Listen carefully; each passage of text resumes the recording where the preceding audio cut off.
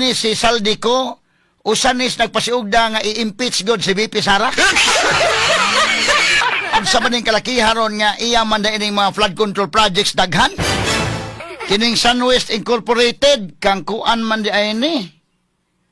Ako Bicol Congressman Saldico. Mao may founder aning SunWest Group Holding Company.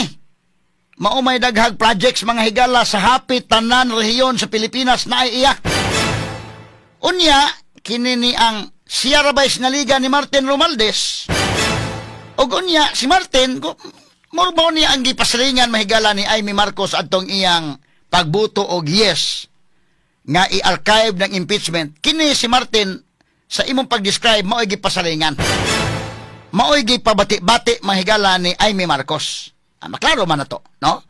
Nga instead nga si Sara inyong pulihan, kini si inyong speaker may pulihan. Kana kang Amy Marcos man na mahigala pamahayag.